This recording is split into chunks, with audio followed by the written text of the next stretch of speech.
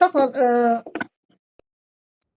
bugün mən tapşırıq verdim sizə, amma çox Türklər demiş maalesef. Mən bilirəm ki, çoxları o məsələ ilə bağlı işin ciddiyyətinə Müəllimə qədər ilə bilməz. danışın. Hər kəs öz səhvinə görüm necə başa düşür, danışığında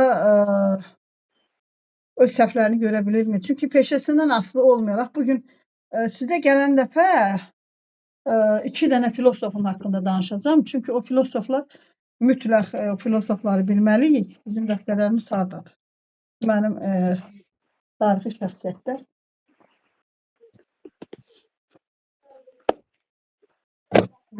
Siz də çox ehtimal ki, dəftər tutasınız. Bu internet heç bir aidiyyatı yoxdur. Aforizmlər, bu da bizə aidiyyatı yoxdur. Bu günlük dərsdir. Müdürlük Akademiyasının aid dərsimizdən sizə gələn dəfə 2 dənə filosof haqqında danışacağım. Amma o filosofların haqqında tam geniş çapda bilgidən sonra Anaximandrosdur, bir də Anaximanisdir. Bunlardan biri Thales'in tələbəsi olubdur. Thales'dən 10 yaş kiçik olub. Amma Thales'in tələbəsi olub. Bunlar da artıq bir dövrdən sonra Thales belə bir xüsusiyyət olub. Əvvəlcə digər elmlərlə məşğul olub. Bəzi həyatdakı bilgilərə qarşı münasibətini bildirib. Amma bir müddətdən sonra tələbə yetişdirməyə başlayıblar. Onun tələbəsi olubdur.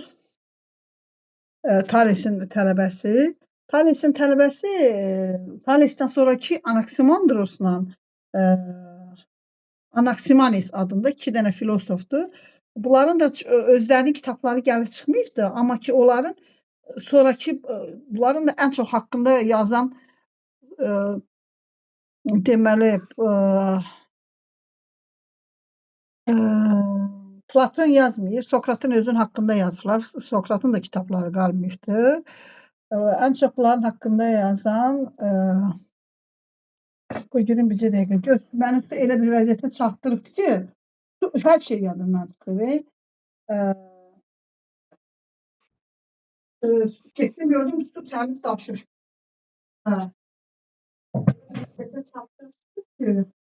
Deməli bunların hamısının haqqında yazan Aristotel olmuşdur. Hamısının haqqında başqa bilgicə adamların dediklərinin fikirləri gəlib çatır bizə. O səbəbdən yəni bunlarla bağlı olaraq özlərinin yazdıqları yoxdur. Amma təbiətlə bağlı, məsələn Anaximandros özü kosmosdan bağlı bir çox bilgilərin dediklərinin içində doğruları olub. İndi sözsüz ki, o dövrə uyğun olaraq bunu bəzən də bəzi xırda detallar düzgün olmasa da, amma nisbət baxımından götürəndə o dövr üçün bəlli bir inancların içində sən gəlib o cür fikirləri söyləyə bilirsənsə, onun özü də bir ciddilikdir. Asan bir məsələ deyil ki, cəmiyyət orada səni rahat qarşılasın. Məsələn, Anaximandrosun belə bir fikri var. Deyir ki, Günəş yerin ətrafında dövr eləyir. Ayın üstündəki də öz işığı deyil, Günəşin ona düşdüyü işıq da düşür.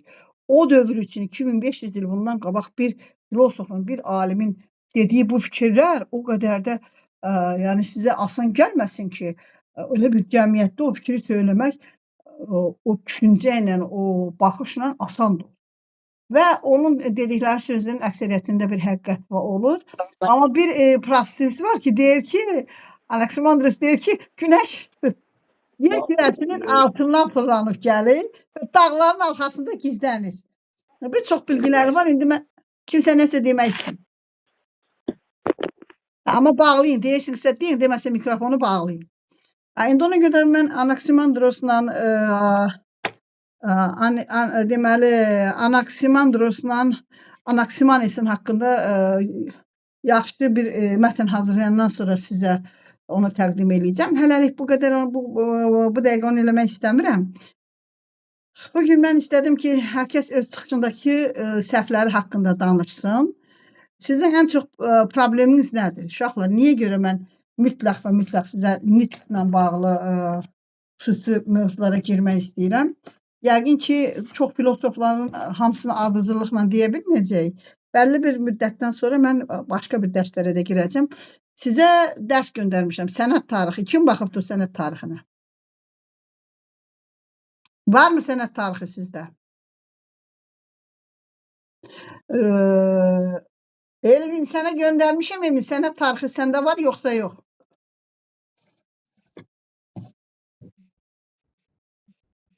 Emin, sənət tarixi göndərmişəm sizə, yoxsa yox?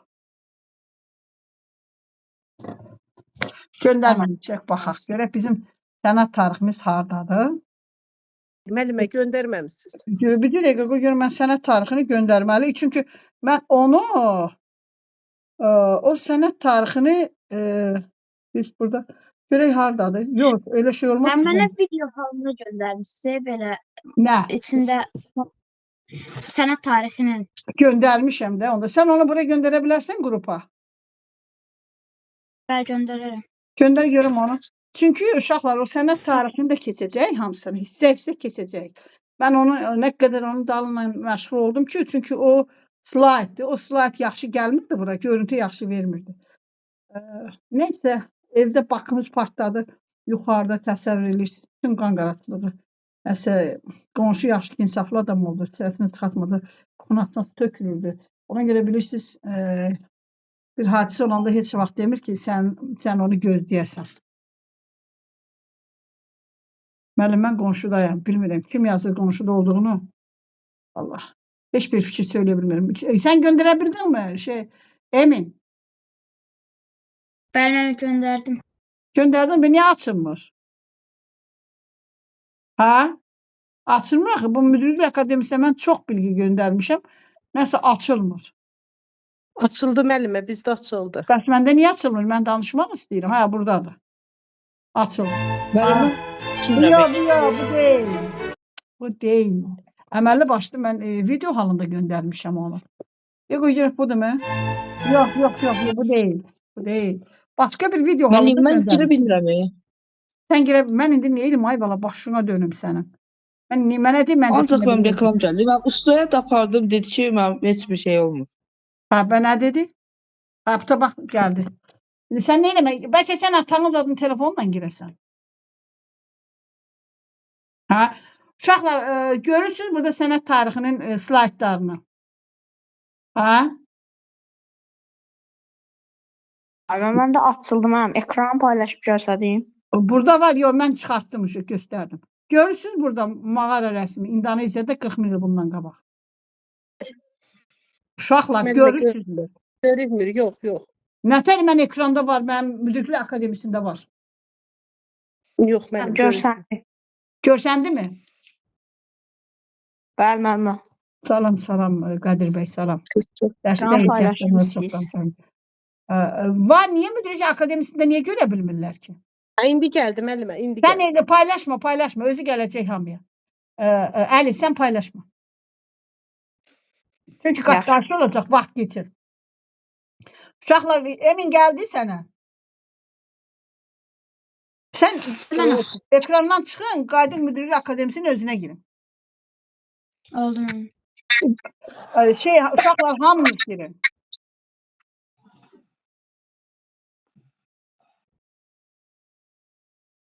Uşaqlar, girdiniz mi? Bəli, müəllimə. Bəli. Loğman görünür səndə? Bəli, müəllim. Məhəmməd səndə görünür, Malik səndə görünür, İsmail. Hə? Ay İsmail, haradasan sən? Görsənir. Bəli, müəllimə də görsənir. Ay Əsmər görünür səndə? Mən görsənir. Hamı da görünür. Bunu hissə-hissə öyrənməliyik uşaqlar. Başqa yolumuz yoxdur, biz bunu öyrənməliyik. Bax, sənət tarixi əsərində uşaqlar, lap birincidə görülən Rembrandtın əsəridir. Mükəmməl bir əsərdir. Rembrandt Holland rəssamı olub, bunun haqqında danışacaq. Bu əsər o qədər gözəl bir mükəmməl rəssamdır ki, bu Holland rəssamı Deməli, onun dövründə Hollandiyada uşaqlar bu əsər çox böyük bir əsərdir. Deməli o Rembrandtın dövründə Hollandiyada hamı pulla rəsm əsəri çəkdirərmiş, pul verərmiş, rəsm əsəri çəkdirərmiş. Buradakılar da tacirlərdir, tacir, orta təbəqəli insanlar olur. Pulunu verir Rembrandta şəkil çəkdirirlər. Fikir verirsiniz uşaqlar. Burada çox böyük rəsm əsərdir. Burada da kim nə qədər pul verirsə, o pulun müqabilində belə bir əsəri işləyir və burada işıq sistemi, kölgə sistemi, fikir ifadələri, 3D variantı hamısı öz təcəssümünü tapıbdır. Burada hətta bax burada bir əlin kölgəsini görürsünüz. Mən hərəkət elətdirəndə siz ekranda görürsünüzmü? Emin görünür mən. Əlin kölgəsi ağ paltarı o qabaqdakı adamın üstünə düşübdür. Fikir verirsiniz? Bax bunun. Burada belə qucağında bir xoruz tutan belə bir qız uşağı da var. Bunun hardadır xoruzu? Bunu görünmür burada. Burada bunun bir xoruzu da olan bir qız uşağı. Budur. Bunun nəsə burada görünmür. Onun haqqında mən qulaq asmışdım. Sonra buradakilərin hamısının kim nə qədər pul verirsə uşaqlar, onun yerinə müqabil bu şəkili çəkib göstəriblər. Böyük bir rəsm əsəridir. Amma bununla razılaşmırlar. Rembrandtla dava eləyirlər ki, sən bizdən pulu aldın, yaxşı çəkdirim, yaxşı çəkmirsən. Bu rəsm də məşhur əsərdir. İndi bəlkə də bunun 50 milyon qiyməti var. Mən sənət tarixi haqqında demək istəyirəm. Sənət tarixi nədir uşaqlar? Bu sənət tarixini mütləq və mütləq öyrənəcəksiniz. Əgər bu qədər gərəkli bir, lazımlı bir sənət olmasaydı, mən onu sizə yəni məsləhət görməzdim ki, çəkəsiniz. İzah verirəm. Ona görə də mütləq bunu mən izah verirəm. Siz bunu biləsiniz. Qoy bunu elə eləyim ki, mənə mane olmasın. Orada da göstərsin. Siz tapşırığına baxın. Deyəcək bə. Sahə ilə bağlı. Qoy bundan bir hissə danışacağım, hamısını danışmayacağım. Çünki o qədər asab bir dərs deyil ki, bütün dərsi qutaran bir mövzuda. Sadəcə başlanğıcdır. Sənət tarixi nə deməkdir uşaqlar? Sənət tarixi tarixi şərtlərdən. Tarixi şərtlər odur ki, yəni hansısa bir tarixdə dövrdən asılı olaraq yaranan maddi mədəniyyət əşyalarıdır. Bunların hamısı rəsm əsəridir, heykəltaraşlıq əsərləridir, tikirlərdir, abidələrdir. Onu incələyən bir elmdir. Sənət tarixi deməli nə oldu uşaqlar? Sənət tarixi tarixi şərtlərdən yaranan maddi mədəniyyət əşyalarını incələyən bir elmdir. İndi görək bu nədir? Bax, birinci sənət tarixi nə vaxt yaranıbdır uşaqlar? Bax, görürsünüz buranı. Buradakı mağaradır, əl rəsmləridir. Bunlar qadın əl rəsmləridir. Qırmızı gil torpaqla heyvan yağının qarışımından qadınlar əl rəsmlərini mağaraya çəkiblər. Bu İndoneziyadadır, bu 40 min il bundan qabaq yaranmış birinci sənət əsəridir. Bunu yadınızda saxlayasınız deyəsiniz. Sonra bu, ikinci bir belə bir sənət əsəri var. Bu da deməli İspaniya ilə Fransanın arasında belə bir mağaradır, muzeydir. Burada yaşayan insanlar, bax bu yenə də həmin heyvan yağından, rənglərlə, boyalarla, qarışıqlarla şəkili çəkib. Bunlar da muzeydir. Bunun tarixinə baxaq görək bunun tarixi nə vaxtdır. Görək bunun tarixi nə vaxtdır. 17 min il bundan qabaq. Sonra uşaqlar burada Mesopotamiyada çox təəssüf ki, gəlib bunu 6-cı sinifə salıblar. Dünya sivilizasiyanın mənbəyi, mükəmməl bir mədəniyyət incilərinin sahibi olduğu bir ərazidir. Mesopotamiya eramızdan əvvəl 10 min il və 6 min il. Burada Şumer, Akad, Babil, Aşurlar və Farslar. Bunu biz keçəcəyik, mənə dəxli yoxdur 6-cı sinif, 7-ci sinif, 8-ci sinif, hər kəs mən onunla bir yerdə bu dərsliyi aparıramsa mütləq və mütləq sənət tarixini bilməlidir. Sənət tarixinin içində də Mesopotamiyanı mütləq keçməlidirlər. Çünki uşaqlar bir bilginin tanış olmayınca dəyərini bilə bilməz. Ona görə də mütləq və mütləq lazımdır. Təsəvvür edin ki, bizim indiki malik olduğumuz zaman çərçivəsində 60 saniyəlik 1 dəqiqə, 60 dəqiqəlik 1 saat, 361 dərəcəlik, sonra dünya illərinin 12 aya ayrılması və göy üzündəki ən parlaq ulduzlara görə seçilirdi. Bunların sonra Sonra bunlardan sonra Yunanlar bunları ayırıblar gürçlərə. Həmən bunlar. Mesopotamiyada bunu eliflər birinci Şumerlər.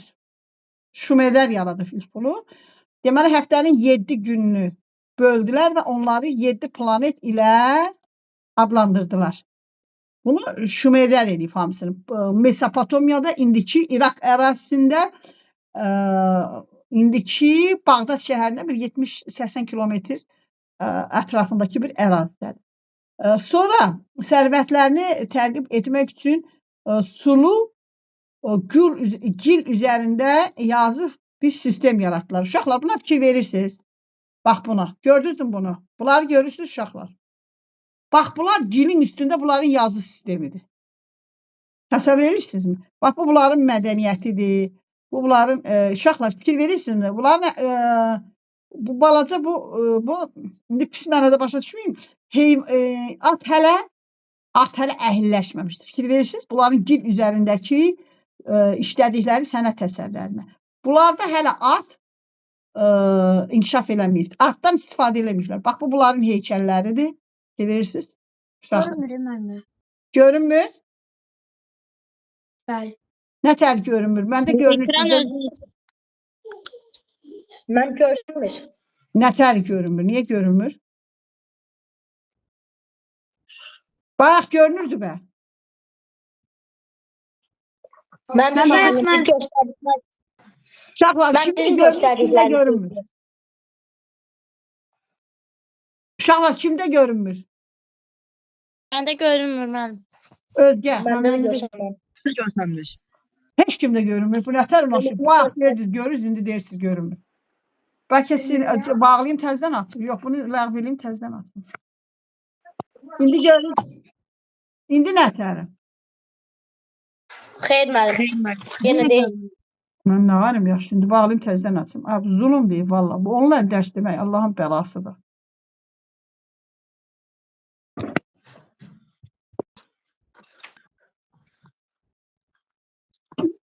Təzdən girib çıxaq mən. Bəlkə təzədən geri çıxarsın. Bağlayın təzədən geri çıxaq. Bəlkə bir başqa. müəllim, ekran paylaşın ki biz görək. Ekran necə paylaşım yaxşı? Hə? Tamam qoy görüm.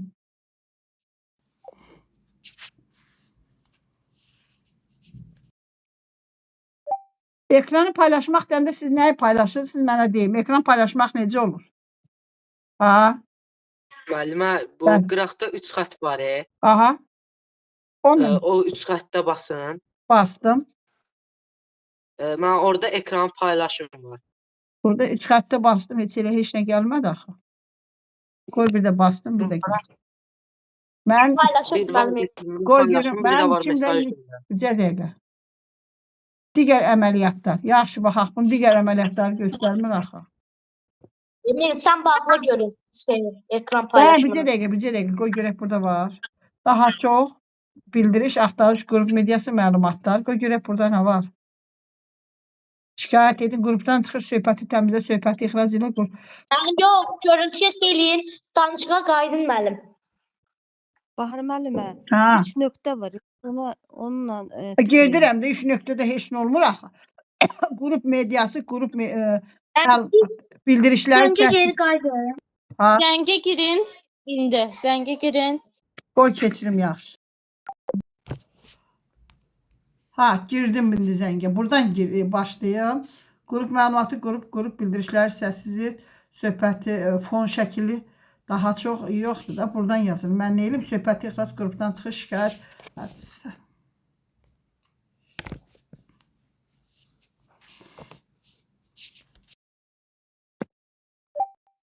Açıldım. İndi burada buradan aşağıdan girim. Ekranı paylaş. Burada 3 nöqtəyə basın. 3 nöqtə var. Ekranı paylaş var. Paylaşdım, tamam. Bəli.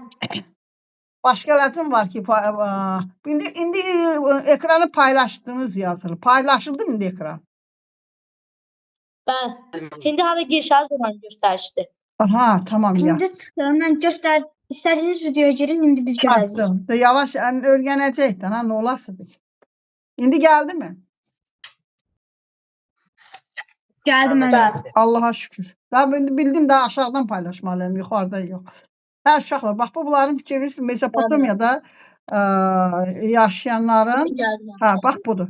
Bu uşaqlar Babil qalasıdır. Bu da dünyanın 7 dənə möcüzəsi var. Sözsüz ki, bunları bilməlisiniz. Dünyanın bu 7 möcüzəsi haqqında bu 7 möcüzənin haqqında məlumatınız olmalıdır. Belə deyirlər ki, rəvayətə görə insanlar başlayıblar tikməyə. Soruşanda ki, siz bu Babil qalasını niyə tikirsiniz? Deyir ki, biz Allahın yanına çıxmaq üçün şükür. Allaha yaxın gedirik. Elə bil ki, Allah da bunu eşidir. Gecə ilə burada işləyən ustaların hamısının bütün hamısını fərqli-fərqli dillərdə yaradır. İndi rəvayətdir də. Onlar səhərsi gün bina yarımçıq qalır, tikə bilmirlər. Buna deyirlər Babil qalası. Və bu Babil qalası da eramızdan 3000 il əvvəl belə bir rəvayətlə haqqında danışırlar, amma doğru nə dərəcədə olduğu bilinmir. Sonra da Babilin asma bağları olur. Buna deyirlər ki, Semiramidanın bağları. Deməli, hökmdar olur. Hökmdar da ki, başqa bir əyalətdən olan xanımla evlənir. Bununla evlənəndə bunlar da əhali də o vaxt ki, sənaye yox, başqa nə olasıdır ki, harda su varsa kənd təsərrüfatına bağlı orada məskunlaşmağa çalışırlar. Burada Dəclə Fərət çayının qovuşduğu bir yerdir. Mesopotamiyanın adı da oradan götürülüb Yunanlar deyilir, iki çay arası deməkdir. Bu görür ki, bu hökmdar görür ki, bunun xanımı çox belə üzülür, soruşur ki, səbəbi nədir? Amma başa düşür ki, o gəldiyi yer çox cənnət kimi yaşıllıq bir ölkə olur. O da əmr verir ki, siz mənim belə bir saray tikməlisiniz ki, tam yaşıllığın içində olsun. Bunlar möhtəşəm bir saray tikirlər və sarayın demək olar ki, o vaxtda da orada belə qızdan neft məhsulları olan bir yerdir. Kim də vaxtı bilən neftdir nədir? Sadəcə belə hər halda belə qır kimi belə bir onun məhsulu olur. Bununla tikəndən sonra binanın elə bil ki, bəzi torpaq hissəsinin altına o qırla təmiz qırlayırlar ki, su keçməsin aşağı. Sonra da üstünə qara torpaq dökürlər və başlayırlar bütün orada yaşıllıq salmağa. Yəni binanın içi sanki elə bir ki, cənnətin içindəymiş kimi yaşıllığın içində olur, bax belə. Sonra da deyir ki, deməli orada gecə-gündüz qullar Dəzlə Fərəz sarayından bu sarayın yuxarı hissəsinə su qaldırarmışlar ki, gecə gündüz şəlalənin səsindən durmaq olmazmış. Elə təsəvvür ki, bir dağ şəlaləsinin yanına gedirsən, qulaq batırmış. Belə bir onun üçün gözəl bir sistem yaradırlar. Ona fikir verirsiniz uşaqlar. Bax, sulara fikir verirsiniz. Bu çəkilən şəkillərdir. İndi bunun hamısı həqiqətə daha uyğundur. Onu Allah bilir. Fikir verirsiniz uşaqlar. Gözəlliyinə bax. İndi ona görə deyirlər Babilinin asma bağları. Bu da şəkil nəzərdə tutulub. Bu şəkil bundan ötəri çəkilib ki, bu ikisi eramızdan 300 il əvvəl, 250 il o dövrdə Makedoniyalı İskəndər, indi biz onu 6-cı sinifin tarixində keçəcəyik. Makedoniyalı İskəndər şərqə doğru yürüş edəndə Babili fəth eləyir. Babildə onu belə qarşılayırlar kahinlər. Bu da bunun orada gəldiyi, yaşadığı bir dövrdür. Onu salmışam. Amma bu döyüş paneli eramızdan əvvəlki bir dövrə aiddir. Uşaqlar fikir verirsiniz. Siz təsəvvür edin ki, bu o dövrdə yaşamış insanların əlindən çıxan sənət əsəridir. Fikir verirsiniz, at hələ istifadə olunmur. Arada çıxsın da eşəkdən, uzunqulaqdan istifadə edirlər. Orada at hələ əhilləşmir. Bu onların döyüş panelidir. Döyüşə gedəndə onların haqqında gil lövhənin üzərində işlədiyi bir əsərdir, məşhur əsərdir. Bu onların tam əlindən çıxmış bir əsərdir. Bu da Avropalıların içidir. Deməli, bu da uşaqlar, bu qapı. İndi orada var. Buna deyirlər İştar qapısı. Bu getdi harəs, əsər sənət harə çıxdı. Yuxarı çıxdı, bizə aid deyil buralar hələ. Biz yuxarı gedək. Aşağı. Məl burlası deyil ki, sıraz gedir.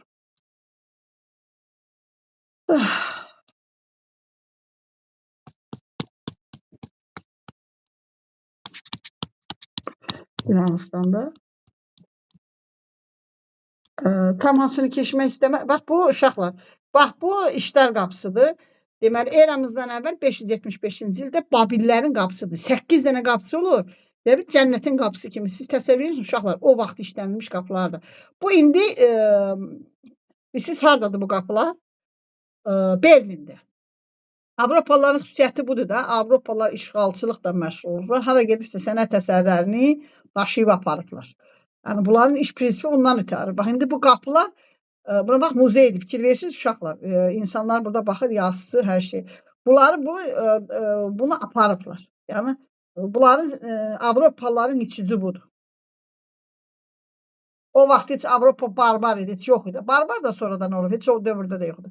Sonra uşaqlar çox geniş danışmaq olar, sözsüz ki, onlar mədəniyyəti haqqında, Misir mədəniyyəti haqqında 6-cı sinifin tarixində özünün vaxtında keçəndə danışacaq. Sivilizasiyalı dövlətlər təsəvvür edin ki, uşaqlar özünə məxsus mədəniyyətləri olub, Aşurbaninin kitabxanası olub, birinci 30 minlik gil lövhənin üstündə yazılmış kitab orada olub, Aşurlarda olub, möhtəşəm dərslər var, o dərslərin özündə danışacaq. Mən sadəcə sənət əsərləri haqqında danışıram. Uşaqlar, gəldik Misirə. İndi görürsünüz, bugün Misirin bütün ticarətinin, bütün turizminin mənbəyində duran o vaxtki Misirin ehramlarıdır, çay boyu. Fikir verirsiniz uşaqlar, bütün vadiləri çay boyunun ətrafında bunlar hamısı, bütün tarixi sənət əsərlərinin hamısı bu, yəni tikirlər Nil çayının ətrafı boyuncadır. Bunları görürsünüz. Sonra, deməli, bunların mədəniyyət əsərləri haqqında danışaq. Eramızdan 3000 il əvvəllə 900 il əvvəl tarixi əhatə edir. Mesopotamiyadan öyrəndikləri insan fiqurlarının təkmilləşdirilməsi. Bunlar Mesopotamiyadan öyrənənləri bunların özləri də başlayıblar təkmilləşdirməyə. Nə qədər olmasa da uşaqlar, bunlar bir-birinin mədəniyyətinə çox yüksək dərəcədə təsir edir. Buna danmaq lazımdır. Sonra ziguratlar var idi. Uşaqlar, ziguratlar kimin yadındadır? Kim deyə bilər? Zigurat nədir? Hə? 6-cı 7-8 sin uşaqları. Zigurat nədir? Onun dərsləri var, keçəcəm, dəxli yoxdur. Hamı oturacaq onda. 6-cı siniflərin dərslərin slaydlarını hazırlamışam. Onda hamısı oturacaq. Misirlə Mesopotamiya haqqında. Qoy görün, burada göstərəcəm sizə. Bu dəqiqə ziguratlar nədir? Onların, deməli uşaqlar, onların nəyləri olur? Onların məbədləri olur. Pilləkən kimi məbədləri olur. O məbədlərdə uşaqlar, onlar şey edirlər. Məktəbdə elə bil ki, həm ərzaq saxlayırlar, həm dərs keçirlər. Yəni çox işlərlə məşğul olurlar. İbadət edirlər. İbadət edirlər. Orada işləri çox olur. Orada işləri çox olur. Həmən o ziguratlar olur. İndi o ziguratların, mən o dərsləri hazırlamışam, onları ayrı-ayrı baxacaq. Həmən o görək ziguratlar haqqında nə yazılır? Piramida şəklində mənim. Bəli? Piramida şəklindədir, mərtəbələri var. Elə bir pilləkəndir. Ziguratları fərqli formada inşa edirlər. Sənəti inkişaf etdirənlər, amma geriyə dönərək tanrılarının heyvan başlarıyla çəkirlər. Bax, bu uşaqlar, bu Misirlilərin sənət əsərləridir. Buna diqqətlə qulaq asacaq, çünki bizim dərsimiz sənət əsərlərinə aid olduğu üçün. Bax, bu bunların tapıntılarıdır. Bax, bu bunların rəsm əsərləridir. Uşaqlar, fikir verirsinizmi? Başlarının hamısı heyvan başıdır. Çünki tanrılarını belə hesab edirdilər. Fikir verirsiniz, hamısının bədəni bizə doğru, ayaqları yana doğru, baş hissəsi yana doğru. Bunların ən çox istifadə elədikləri rəng kök rəngi, bir də göy rəng, tünd göy rəng. Fikir verirsiniz uşaqlar. Bax, bunların bu tanrılarıdır. Bunların inançları tanrıları. Hamısı da eyni qaydadadır. Amma bunların da özünə məxsus həkimliklə məşğul olurlar. Bütün sənət əsərlərinə baxırsınız, hamısında da bu həkimliklə. Bunların özündə simvolları var. Çox dərinə getməyək. Ha? Siz nəsə dediniz, Aysel xan, başa düşmədim. Tamam, bax bu şəkil uşaqlar, baxın siz rənglərə. Yenə baş yan tərəfdə, boyun işdə, bədəndə göy rənglər. Bu da qızıl tapıntıdır. Siz də bilirsiniz, bunu tarixdən keçmişsiniz. Eyhamları haqqında yəqin ki, dərsin özündə geniş danışacaq. Misir piramidalardır, Xeopsun eyhamıdır, eramızdan 3000 əvvəl. Uşaqlar, indi burada diqqətlə fikir verin. Bax, burada fikir verirsiniz bu ölçü sisteminə.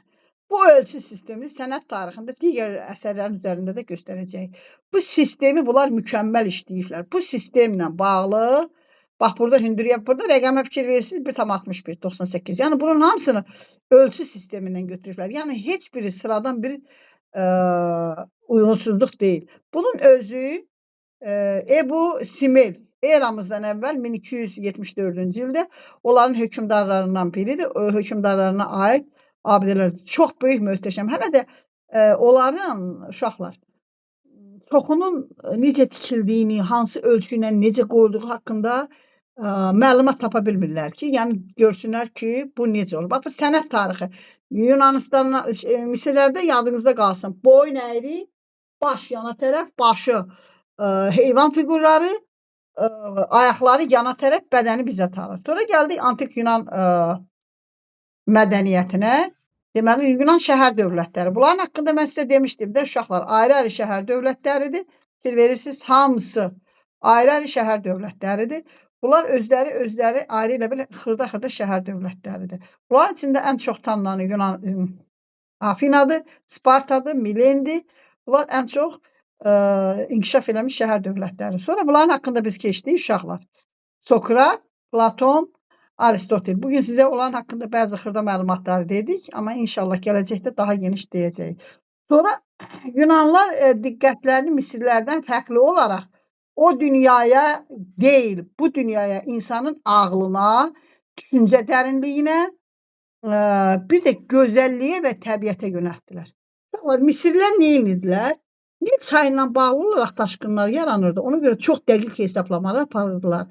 Böyük axlar çəkirdilər. Daşqınlar olanda suyun istifadə olunur, təsərrüfatın daha çox gəlir gətirməsi üçün. O hesablamalar aparırdılar. Günəşlə ayla bağlı astronomik, indi dərsin başqa təlimlər var. O Misir təlimlərinin özündə öyrənəcəyik. Onlarla məşğul olurdular. Ondan əlavə bunlar o tikintilərin dəqiqliyinə qarşı möhtəşəm dərinliklərə girirdilər. Məsələn, onların indi Misir dərsinin özündə keçəcək paytaxtları haqqında, o paytaxtların özündə indi qalıntıları var. O qədər möhtəşəm binalar tikirdilər ki, bəzən məhətlər qalırdı ki, ilahi, bu qədər də dəqiqliyə getmək olar. Yəni, bunların iş prinsipi ondan ibarət. Amma Yunanistanlılar bunlardan fərqli olaraq nə elədi? Bunların haqqında Yunanistan. Deməli, Misirlər nəyə fikir verirdilər? Dəqiq hesab kitaba, əkinçiliklə, ona görə günlərdə elə daha tarixdə daha dəqiqliklə hesablayırlar. Yəni, bizim miladi tarixi başlayanda biz Romalılar onlardan götürdü 365 günü, onların tarixindən hesabladılar. Amma Yunan mədəniyyətində, başladılar Yunan mədəniyyətində nə elədilər uşaqlar? Artıq onlar fəlsəfənin ki, beşiyi salınan Yunanistan var, beşiyi hesab olunar.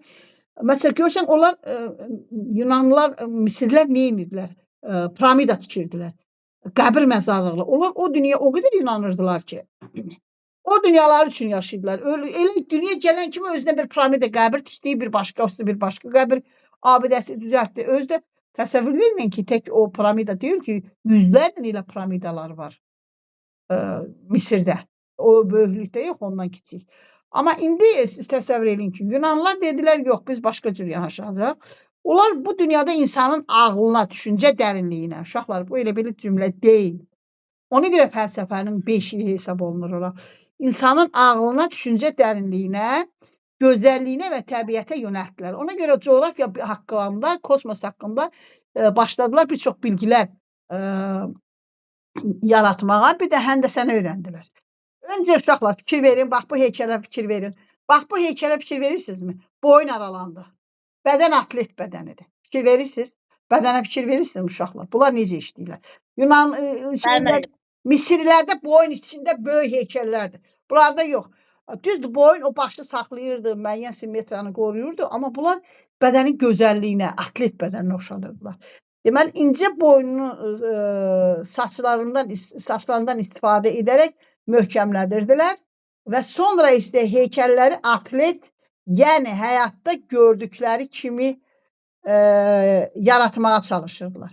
Uşaqlar, yadınızda saxlayın. Buna heykəltaraş, deməli, Miron Fides tarixdə ilk kəz farslar üzərində, indi biz bunu farslarla Yunanların müharibəsində keçəcək tarixdə, 6-cı sinif. Qələbələrindən sonra mitoloji qəhrəmanları atlet olaraq yonub, nə elədilər? Hazırladılar. Atin deməli qələbənin şərəfinə Atinada təzədən başladılar böyük bir şəhərdə tikililər görməyə, heykəltaraşlıqla şəhəri gözəlləşdirməyə. Olimpiyadakı Zevsin heykəli bunu indi qarşıda görəcəksiniz. Tanrısının Atropatidakı heykəl hazırlanması üçün ona tapşırıldı. Deməli həmin bu Miros Fides bütün şəhərin heykəllərini başlayır düzəltməyə. Deməli uşaqlar qumaşda parça, bax uşaqlar fikir verirsiniz parçaya. Parçanın artıq dərinliyini işləyirdilər. Bu parçanın dərinliyini sonra Romada da görəsiniz, Roma mədəniyyətində də görəsiniz. Fikir verirsiniz, parçanın artıq dərinliyinə girdilər. Parçanın kumaş deyirlər. Parçanın o kəsənlərini, o aralarını işləməyə başladılar daşların üzərində. Qumaş parça ilk dəfə olaraq Polikletisa məxsusdur. Həmən heykəltaraşa məxsusdur. O hazırlayırdı. Deməli, ayaqları araladılar. Fikir verirsiniz uşaqlar. Tək bunda yox. Heykəllərin hamısında ayaq aralanır. Fikir verirsiniz. Ayaqları araladılar. Sonra nə elədilər? O görək nə verdiler burada. Sonra parça tikdilər. Ayaqları aralayaraq insan heykəllərində müvazinəti tənzimlədilər. Yəni heykəl düz dursun, yıxılmasın. Ayaqlarla bədəni ilə tarazladılar ki, heykəl düz dursun. İnsan heykəllərində müvazinətləri tənzimlədilər. Uşaqlar, buna deyirlər kontrapoz. Bax, buna fikir verirsiniz. Bu bədən ölçüsünə atlet bədənidir. Kontrapoz. Kontrabas sözünə yaxındır. Kontrapoz. Yunanlarda götürən Romalılar Rönesans dövrü onu çox təkmilləşdirdilər. Bax, bu heykəl tipini bunları, kontrapoz, bu ayaq tənzimləmələrini Yunanlardan götürdülər. Romalılar. Uşaqlar, bu ilbizli həyatda ta kosmosun dərinliyindən çoxmuş. Bir çox həyatda rast gələ biləcəyiniz simmetriyadır. Fikir verirsinizmi? Bunu rəssamlıqda nəzərə alıblar. Fikir verirsiniz. Bayaq piramidanın üstündə gördünüz mü bunu? Bunu mən sizə dərsini keçəcəm. Bu ölçünün dərsini sizə keçəcəm. Bax, bu insan sifətindəki dəqiq ölçü. Yəni, gözəllik parametri nədir? Bu ölçülər bir-birinə uyğun gəlməlidir. Fikir verirsiniz. Bax, 1,68 rəqəmi. Bax, bu da 1 rəqəmi. Sifət düzgün rəsm götürürsən, sel olmalıdır. Bu əsərin qiyməti niyə belədir uşaqlar? Fikir verirsiniz. 13 il bu əsərin üstə işlənilibdir. Michelangelo'nun əsəridir, Leonardo da Vinci. Amma ölçü simmetriyası dəqiqliyi ilə hesablanır. Bütün ölçülərin hamısı dəqiqdir. Ona görə bu əsərin qiymətinin, yəni bu Fransanın tarixi, dövlət tarixi xəzinəsi adlanır. Dövlətin əsəri, dövlət xəzinəsidir. Belə-belə, yəni ki, yəni bu o dövlətə aid məxsus bir rəsmdir. Nə satıla bilməz, nə heç nə oluna bilməz. Bunu Leonardo da Vinci, Fransanın kralı onu çağırır. Gedir orada yaşayanda elə orada da qalır. Bunun tarixçəsini sonra sizə danışacağım. Başına nələr gəlir, niyə bu əsər bu qədər dəyərlidir. Bax, bu Yunanların ibadətgahlarıdır. Onların Yunan şəhər dövlətlərində Afina, Sparta, Fiva, Efes, Milet, Baxilos və s. Bunların hamısında uşaqlar bayaqki 1,68 rəqəmini buna deyirlər Zalatoy Sridina rus dilində. Bu ölçü orada da özünü göstərir. Sonra bu dünyanın bax bu şəhərlər, Yunan şəhərləri olubdur, Zevsin heykəlidir.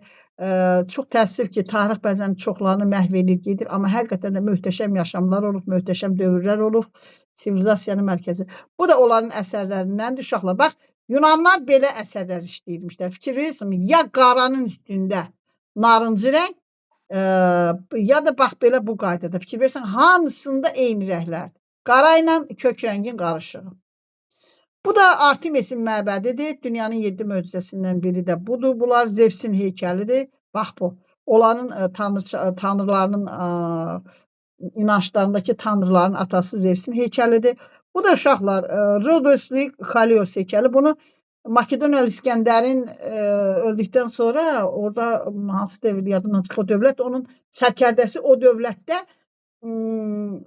dövlətdə hökmranlıq edir və orada getdi gənə. Gəlin də axtar tap.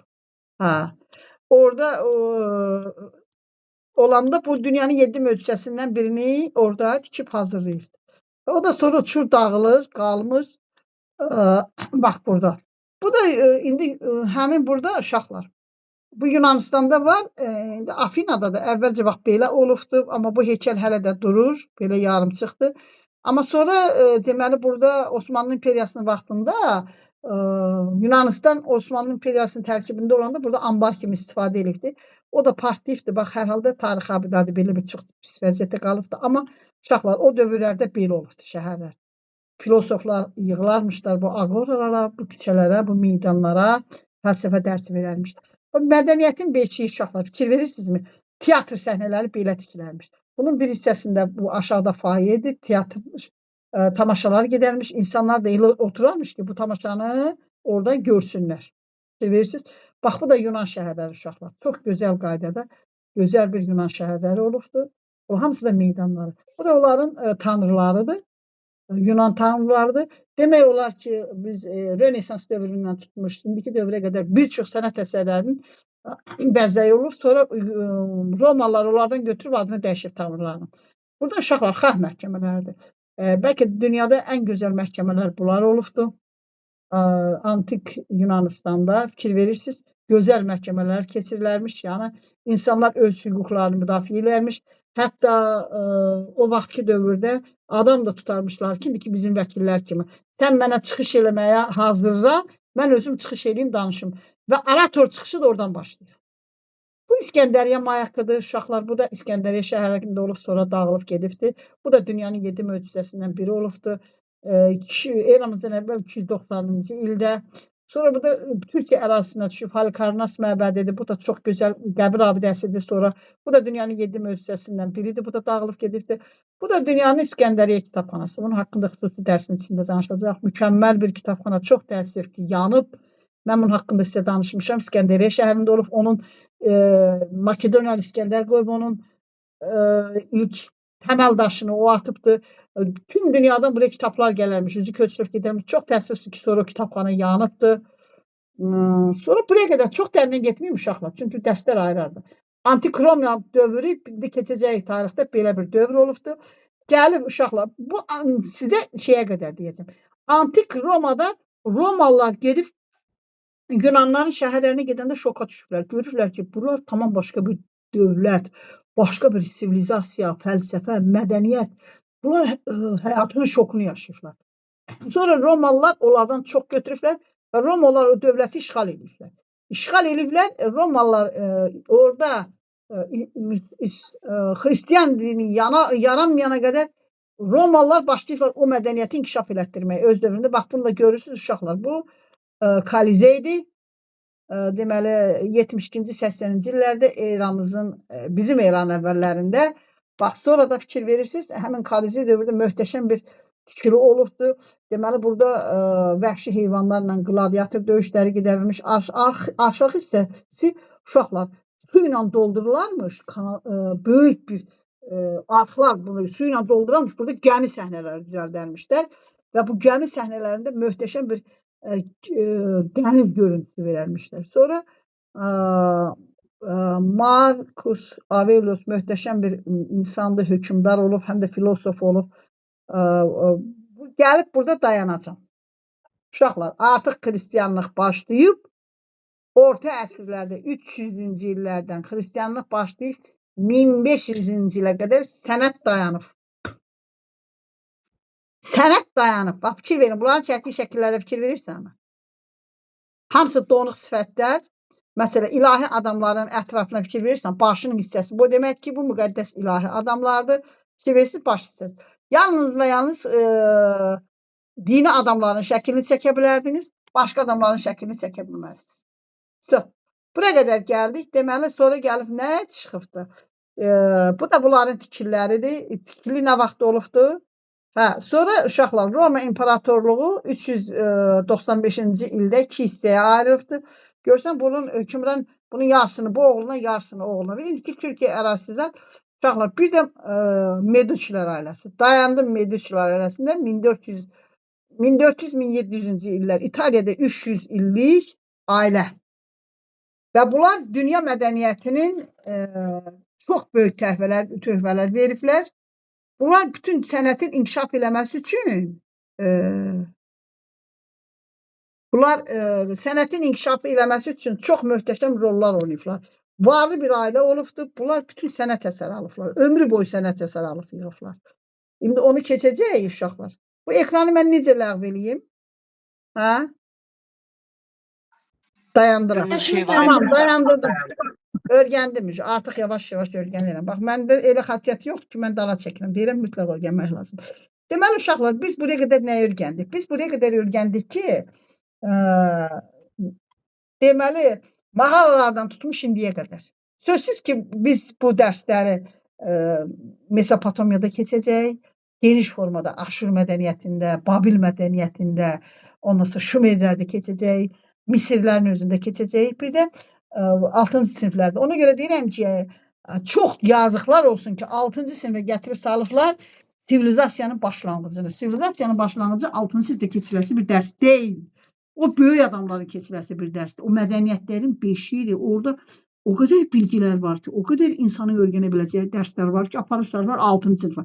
6-cı sinif müəllimləri heç onu da keçmir. Yəni heç onu izah edən müəllim də yoxdur ki, o bilgini, o dəyəri sizin gözünüzdə göstərə biləcək müəllim də yoxdur. Mən indi burada onunla bağlı mənim slaytlar hazırlamışam. Hamısına aid slayt hazırlamışam. Bir dənə Romaya aid hesablama hazırlamamışam. Yəqin ki, romanda ayrı hazırlayacağam.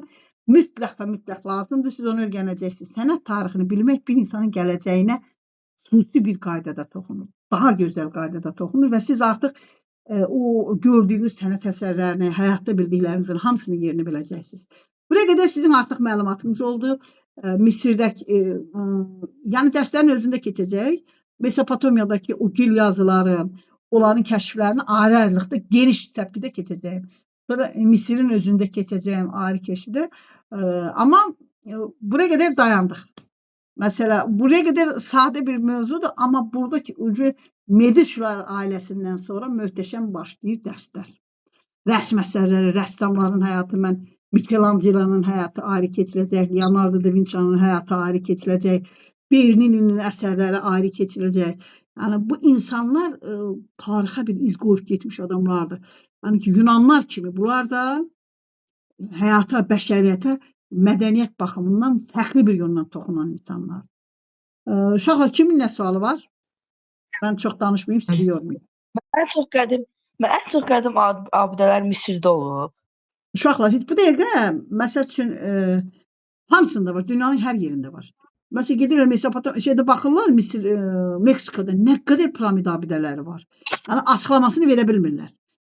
Sonra bu Romalılar da çox da şəhərdə tikinti işlərini, qazıntı işlərinə çox tez yanaşırlar. İcazə vermir. Çünki o qədər abidələr var ki, yeraltı o qədər tarixə toxunmaq olmur. Misirin özü onu kimi, Mesopotamiya onu kimi. Yəni, bəzən belə qəribə baxırıq. Siz təsəvvür edin ki, bəlli bir yaşamış sivilizasiyalar var, mədəniyyətlər var. Yəni, onları danış olduqca, bəli, görürlər. İşlər aparanda da ehtiyatlı olurlar. Hələ mən sizə bu Yunanların ki, alimləri gedirlər Misiri gəzəndən sonra, Babilə gedəndən sonra həyatının şokunu yaşayırlar ki, ilahi, bunlar nə qədər qəribə bir yaşam tərzinə məxsuslar, bunların özünə məxsus mədəniyyətləri var, özünə məxsus bunların tarixi abidələri var, astroloji bilgiləri var. Yəni, sizə o qədər də adi görünməsin, tarixdir, hamısı görürsünüz ki, tarixin səhifələrində, tozlu səhifələrində itib gedir, amma bunu sıradan belə bir tarix deyib keçmir. Mən böyük adamların görmüşəm ki, onlar bəlli bir yaşa çatandan sonra, çünki insan yetkinləşəndən sonra, bir 40 yaşına, 50 yaşına gələndən sonra kitab oxuyub mütaliə eləyirsə, artıq tarixlə fəlsəfənin dəyərini onda anlayır. Yoxsa o qədər dövrə qədər o sahənin adam olmayınca bilmir. Amma yenə deyirəm, kitab oxuyandan sonra, mütaliə eləyəndən sonra artıq başqa cür baxır. Ona görə də çalışacağım, Allah qismət eləsin. Onların hamısını sizə xüsusi keçəcəm. Hətta o 6-cı sinifin tarixlərini belə bir 8-ci sinifin uşaqları hamısı onu pitdə və pitdə öyrənməlidirlər. Başqa yolu yoxdur. Bugün keçirik, biz tarix keçdik, bugün Əmir Teymuru keçdik. Əmir Teymurun tarixi elə deyil ki. Orada sadəcə ilini keçdi. Bunu burada məğlub elədi, oradan ona məğlub elədi. Amma özünə məxsus o qədər orada geniş mövzular var ki, qaçaraqdan keçirik. Oradan insan, yəni bu Əmir Teymurdan biz orada heç nə götürə bilmədik. Çünki mən də bağışda üzr istəyirəm ifadəmə görə çaqqal taxtaya dəyən kimi getdi, dəydi, qayıtdı, gəldi. Axı Əmir Teymurun həyatında o qədər başqa bilgilər var ki, onun o 7-ci sinifin tarixi ilə o 2 səhifənin içində getmir axı. Elə-belə bir bilgi deyil. Adicə orada biz Bəyazıtla onun döyüşündə o qədər geniş işıqlandırma var. Ya bir başqa tərəfləri var. Elə-belə bir sıradan bir dərs deyil o. Ona görə bilirsiniz, mən sizə bir söz deyim uşaqlar. Bəzən insan kendi dəyərinin, kendi düşüncəsinin, kendi şuurunun fərqində ola bilmir. Ola bilmir. Onu mütaliə edəndən sonra bilir. Bir müddətdən sonra bilir. Ben de gəlib bu yaşa çatmışım, indi bilirəm. O vaxtı bizim vaxtımızda bu qədər ədəbiyyat var idi, bilgi var idi, internet bolluq var idi, yox. Bir dəfə bir kitab oxudum, bir hadisə oxudum, o qədər söyündüm kəlmə düşən o balaca bir hikayətdən. Romada bir nəfər olur, Romada yox, İtaliyada. Danışmışam deyəsən sizə. Görün, hamı məbəd tikir, 3 nəfərdən biri filosof, böyük insanlar, qeyri-adi yaşam tərzi. Fikirləşir ki, Allah, mən tarixdə nə tərq alım? Gedir birdən məbədi yandırır. Benim. Ben Teymur'da bir şeye bakmıştım. Neye? Ben burada 1402-ci ildə elə bir vəfat eləyir Əmir Teymur. Ondan sonra hakimiyyətə Xəlil Sultan gəlməlidir 1405-ci ildə. Amma mənim bizim kitabda yazılmıydı. Yox, onu deyə bilmərik. Onun doğruluğunu, yalanlığını deyə bilmərik. Hər halda kitabda səhv yazılmaz. Bizim kitabda səhv yazılmaz. Tarixdə uşaqlar belə bir məsələlər vardır. Təhriflər ola bilir. Məsələn, görürsünüz, getdi Türkiyədə Göbəkli təpə çıxdı. Bütün tarix qarışdı bir-birinə. Yəni, onun haqqında ümumi fikir söyləmək olmur. Tarixdə bəzən görürsən ki, bir müddətdən sonra dəyişikliklər gedə bilir. Axı, o dəqiq elmlər deyil. Bəzən tarixin haqqında deyirlər ki, tarix dəqiq elm deyil. Amma bu tarixdir. Bunu belə də qəbullanmalıyıq. Bir müddətdən sonra dəyişkənlik ola bilər. Amma yenə də siz çox xahiş edirəm, bax bu sənət tarixini mütləq və mütləq öyrənin. Çünki biz bir müddətdən sonra yəqin Allah qismət eləsin gələcəkdə muzeyə də gedəcək. Biz hələ sənət tarixinin tarixi bir hissəsinə baxdıq. O tərəfə getmədik. Amma bunun özündə də indi Misirdə görəcəksiniz, Yunanistanda görəcəksiniz o tarixin sənətlər əsərlərindən bağlı o möhtəşəm bilgiləri orada daha çox görəcəksiniz. Çox başqa mövzu qatmaq istəmirəm bu mövzunun içinə. Sözsüz ki, qarışacağım. Danışıqla bağlı idi. Uşaqlar hamı danışıq qabiliyyətində öz səhvlərimizin üzərində işləməliydik. Mütləq və mütləq danışmağı bacarmaq lazımdır. Çünki bəzi tələbələrimi də görürəm, danışıqda çətinlik çəkirlər. Amma mütləq və mütləq bir insanın gözəlliyi, sizə bir hekayə danışacağım. Bir nəfər qız var idi, həqiqətən. Çox çirkin qız idi, qarayağız qız idi. Amma bu bir oğlandan onun öz kitabımda o hekayəni yazmışam. Amma həqiqi olmuş bir hadisədir. Gülşən adında qız idi. Bacımla işləyirdi. Belə qarayağız, o qədər də qarayağız qız idi, o qədər də gözəl deyildi. Amma Allah Teala bu qıza o qədər gözəl danışıq qabiliyyəti vermişdi ki, heç istəmirdin ki, bu insanın yanından durasan. O çox gözəl bir oğlanla ailə qurdu, evləndi. Oğlanın ailəsi onu istəmirdi, o oğlanla evləndi. Oğlan adı yadımdan çıxıb bilmərəm. Mənim bacımgillə oxuyurdular. Sonra onun uşaqları olmadı, ayrıldı. Sonra getdi başqa bir oğlanla evləndi. Oğlunun yoldaşı ölmüşdü, 4 uşağı qalmışdı. O uşaqlar elə təsəvvürlə ki, öz anasından çox istəyirlər o qadını. Yəni, bir insanda danışıq qabiliyyəti nə qədər gözəl ola bilər ki, bu insana hamı valih olur. Buna görə də mütləq və mütləq danışıq gözəl bir sehirdir. İnsan öz danışığını qurmalıdır. Mən oturum, indi Hitler sizə tərifləsi deyirəm. Amma təsəvvür edin ki, bütün liderlərin hamısı yaxşı və pis mənada liderliyin əsas prinsiplərindən biri danışıq qabiliyyəti olmaqdır. Və siz hamınız danışırsınız, mən baxaram, hamınız deyirsiniz ki, bir cümlənin içində 2 dəfə müəllim deyirsiniz. Bir. Şey kəlməsini işlətmək lazım deyil. Biz daha danışıqla bərabər işlədəcəyik. Bir də söz ehtiyatınız həddən artıq azdır. Bunu nə tər vəziyyətdən çıxarda bilərsiniz? Bugün sizin, məsələn, türklər var, digər adamlar var, danışır olan danışıqla mən həddən artıq valih oluram. Nə mənada? Elə danışır ki, standart hamının dediyi məişət psixologiyasından gələn fikirləri təkrarlamır. yeni bir fikir ifadə edir. Hansısa bir hadisəni işıqlandıranda fərqli bir dillə deyir, fərqli bir yansıtma ilə deyir. Amma bizdə yoxdur. Biz öyrənmişik standart eyni sözləri demək. Çünki söz ehtiyatımız da azdır. Ən çox söz ehtiyatı ingilislərdədir, ondan sonra ruslardadır. Bizdə o qədər söz ehtiyatı yoxdur. Çünki dildə də o problem yaradır. Bir hadisəni, bir bədii əsəri başqa bir dilə tərcümə edəndə görürsən ki, o problemlər ortaya çıxır. Çünki onun bənzətməyə söz yoxdur. O baxımdan uşaqlar, siz danışıqlarınıza fikir verin. Mütləq və mütləq danışıqlar, siz istəyirsiniz öz ailə içinizdəki münasibətiniz olsun, istər yadlarla münasibətiniz olsun, istər cəmiyyətdə istəyirsiniz, gedib iş axtaranda, iş tapanda, sözsüz ki, sizin danışığınıza fikir verəcəklər. Danışıq o təkcə bəzəkli danışıqdan ibarət olmaq deyil. Məsəl üçün, sıradan bir danışıq da ya paposlu danışa bilərsən, amma bu içindən gəlməyəsə, bir müddətdən sonra sən qarşıdakına xoş gəlməyə bilərsən. Amma içində bir danışanda bir xəyal qurmağı bacarmalısan, o xəyalı danışmalısan, hansısa bir hadisəni danışanda. Bunun geniş tərəfləri çoxdur, bədən dilidir, çoxdur tərəfləri, çoxu tərəfə girməyəcəm. Amma bugün dərsimizlə bərabər danışa bilirsinizsə, uşaqlar, mən bilirəm ki, söz ehtiyatınız azdır. Həmçinin söz ehtiyatından başqa dərsi başa düşmək qabiliyyətiniz də olmalıdır. Bu da bizə çətinlik yaradır. Ona görə də sizi vəziyyətdən çıxarda biləcək bugün birinci yeganə yol dərs oxuyanda baxıram ki, sizin probleminiz nədir? Tezdə dərsi deməyə çalışırsınız, tələfirsiniz. O da sizə bir problem yaradır. Söz ehtiyatınız yoxdur, bu sizə bir problem yaradır. Dərsə diqqətlə kitaba baxmırsınız, bu sizə bir problem yaradır. Beyninizdə onu canlandıra bilmirsiniz, təsəvvürünüz yoxdur, bu sizə bir problem yaradır. İnsanın çıxış yolu hardadır uşaqlar? Birinci öz səhvini başa düşüb öyrənmək. Məsəl üçün dedim, öz səhvlərinizin üstündə çalışın. Kim deyə bilər öz səhvini? Mənə deyə bilərmi?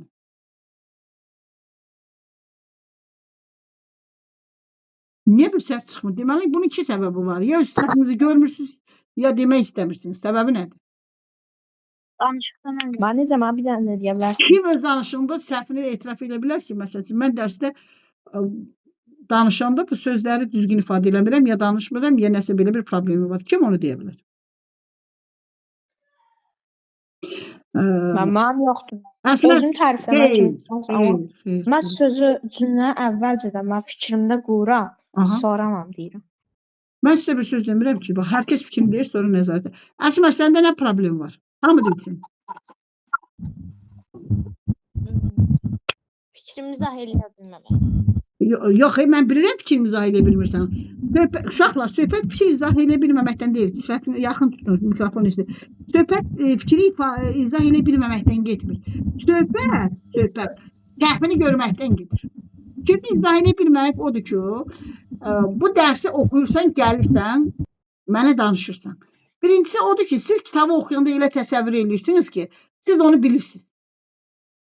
Yanlışlığınız buradan başlayır. Çünki özünüzdən oturub dərsi danışmırsınız. Kitabı oturub öz-özünüzə danışmırsınız. Bu bir. Mən sizə dedim, o baxarsız dərsə, bu adı İsmət Topaloğlu. Çox gözəl onun diksiya dərsləri var. Mən indi başlayıram yavaş-yavaş. Çoxdur, mən məcburam, çox şeylərlə baxıram. Ona görə də mən problem yaradır vaxt baxımından. Məsələn, o diksiya dərslərinə bağlı onun dərslərinə qulaq asıram. Sizin problemləriniz, mən onu yazıram dəftərimə, amma sonra onun üzərində işləyib, özüm yaxşı formada onu sizə verəcəm ki, siz onu öyrənəsiniz. Sizin probleminiz ondadır ki, uşaqlar. Birinci bayaq da dedim, dərs oxuyanda diqqətlə oxumursunuz. Tezcə də deməyə çalışırsınız ki, axırı deməyə çalışırsınız, tələsirsiniz. Yavaş-yavaş demə söhbəti yoxdur. Bir də cümlələri bütöv deyirsiniz. Cümlələri uzun deməyin. Qısa-qısa deyin ki, o sizi yormasın. Rahat deyin, dolaşıqlıq yaratmasın. Əsası odur. Ona görə də məsəl üçün birinci insan öz səhvin üzərində işləməlidir, bilməlidir. Əsmərdə ıldıyırsan Əsmər. 1. Səhvin budur. Müəllim kəlməsini çox işlədirsən. 2. Şeydi kəlməsini çox işlədirsən. 3. Bu 3 səhvin hələ var. Sözsüz ki, mən gedib sənin qulaq asmamışam videolarına. Sən özün YouTube'da öz videolarına baxa bilərsən. Mənim kanalımda var. Mən dedim, açın özünüz, baxın, öz səhvlərinizi görün. Məhəmməd tələsir. Məhəmməd, hamınınkini deyəcəm. Məhəmməd sinədən yuxarı gərginliklə danışır. Əslində qalsa, qarın diafragmasını doldurmalısan hava ilə. O havanı yavaş-yavaş buraxa-buraxa, asta-asta danışmalısan. Məhəmməd sinədən yuxarı danışır, gərgin danışır. O gərginlik qabaqdakına keçir. Qabaqdakı da deyir ki, Allah bu tezcə desin qutarsın. Mən də canım qutarsın. Hündürdən danışır, sürətdən danışır. Məhəmmədin səhvi budur. Sonra Fuad indi düzəlibdir, düzəlməyinə. Fuadın səhvi hardadır? Əvvəlkinə baxanda yaxşıdır. Fuad bilirsiniz necədir? Çəkingəndir. Səhv eləməkdən qorxur. Bunun problemi budur. Başqa yolu yoxdur. Bax görürsünüz uşaqlar, mən aciz ekranı paylaşa bilmirdim. Qarşıma məqsəd qoydum ki, mən onu öyrənəcəm. Dəxli yoxdur. Vaxtım getsə də yavaş-yavaş öyrətdiniz. Artıq mən bildim. Məsəl üçün mən getdim proqramistin yanına YouTube'dan birbaşa qaleriyaya video köçürmək öyrəndim. Yox idi, onu köçürə bilmirdim. Sonra ekranda yazı yazmaq öyrəndim. İndi bir dənə proqramist tapmışam. Yayda həm dərs deyəcək, həm də YouTube'da canlı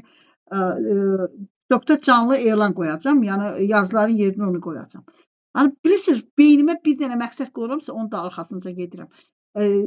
Çünki fikirləşmirəm ki, bu məndə nə problem yaradacaq, vaxtımı aparacaq.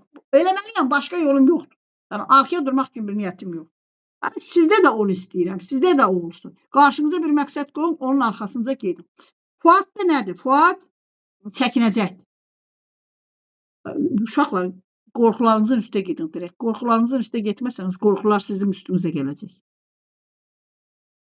Səhvlərinizi görün, birbaşa səhvin üstə gedin, səhvinizin üzərində işləyin. Fuadın problemi biri nədir? Deyirəm ki, hecalam. Fuad hecalamır. İnşallah o da diksiya müəlliminin yanına gedəcəkdir. Ondan əlavə də yadi kitablar oxuyacaq. Tutaq ki, hecalayanda yavaş-yavaş sözü deyirsən. Amma hecalamayanda sözün ortasına qədər gedər, ıqqıldayır, bir də qayıdır. Sözün ortasına qədər ıqqıldayır, bir də qayıdır.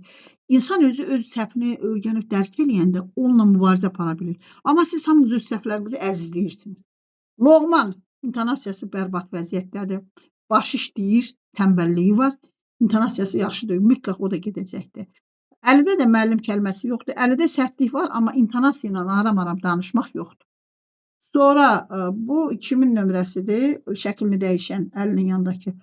51 959 49 67. Bu o yəqin biri Fuadın mamasıdır, biri Fuadın özüdür.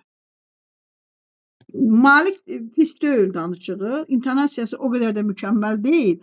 Amma Malik də baxırsan ki, kitab oxumağı sevmir. Bu problemi odur. Uşaqlar, indi mən kitab oxumaqla gözəl bağlı bir dənə paylaşma baxdım. Çox mənə ləzzət elədi.